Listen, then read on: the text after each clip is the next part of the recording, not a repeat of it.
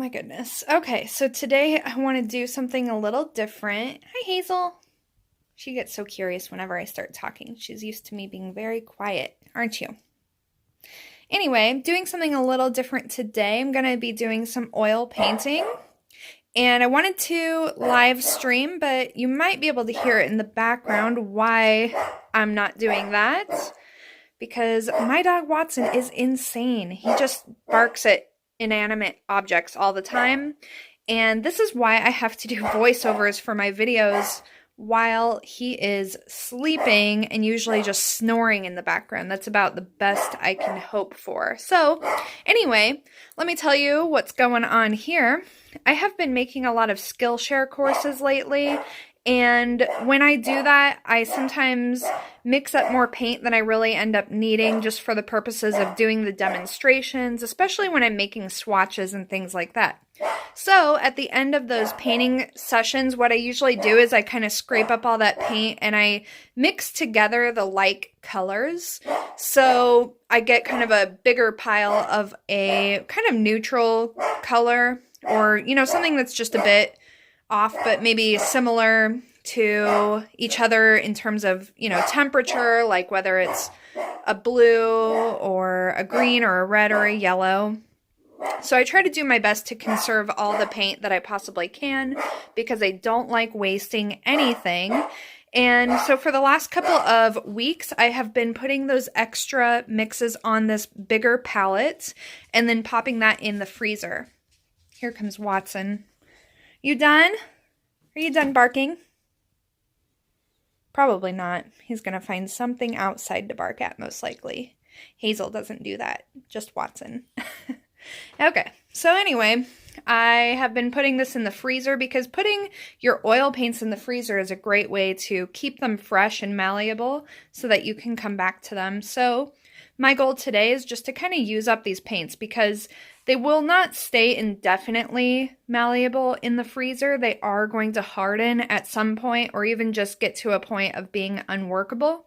So what I'm going to do today is just try to put these to use and paint something. And I don't usually paint like this. I really like to start out with just my tube colors and mix as I go. And so we have some things here that are straight out of the tube that I just didn't use up. Like I have this cadmium yellow, cadmium lemon yellow, cadmium yellow medium, permanent rose. Let's see what else is straight out of a tube. This is, honestly, I can't really tell if this is phthalo blue. I think it probably is. I usually do end up squeezing out too much phthalo blue because it's such a strong pigment and I almost always squeeze out more than I really need to use. Oh, and here is phthalo green. And I think that those are the only colors. Oh, wait, no, wrong. Some yellow ochre right there, just a little bit. So all the rest are just kind of combinations of other mixes and kind of, especially some of the darker ones, it's hard to tell even what they are. Like, I'm not really sure what is going on here. It's probably, seems like it's maybe a little bit of ultramarine and maybe some red. I don't know. So yeah, we've got all these paints that need to get used up so they don't end up getting wasted. So I'm going to try my best to use these. This is the palette that I normally paint with. It's a lot smaller. And I do, especially when I make videos, I just clip my palettes to this hardboard so that everything is kind of in view of the camera, because I know some artists have it set up so that they have one camera pointed at their palette and then one on their surface that they're painting on. I don't know how they do that. I don't have two cameras. I only have my phone that I make all of my videos with. So this is the solution that I've come up with. Oh, now we're going to start barking. How about you guys go outside? Oh my goodness. This is what I deal with. Okay. Anyway, oh, and here's my little Zorn palette swatches that I made in my most recent Skillshare course. That was a lot of fun. And, oh, and I'm going to be painting on Arches oil paper. So I buy this in, well, I've only ever bought one roll of it, and I'm still using it up. And then I just cut it down to whatever size that I want, and I clip it onto some cardboard or sometimes some, what is that stuff called, like foam board or something.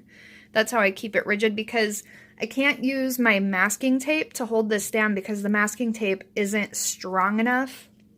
And that because this is coming from a roll, there's usually a curve to it that kind of never goes away, and so it's way too strong and rigid of a curve to hold it down with any kind of tape. So I have to use these clips, and it's always a challenge just to kind of find a way to hold this onto my hardboard backing.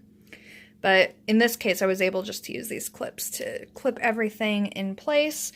And because this is so full, usually if I am painting in oil paints, I just have, you know, 3 or 4 colors that I'm using out of the tube, and I put them along the side right here, and then I have like all the rest of the palette to do my mixing. But because this is so full of paint, and I make really big messes when I mix, so I have my other normal palette just off to the side or down below where I can use up a little bit more palette real estate if I need to. Alright, so I think that that is enough blabbing, and now I'm ready to paint.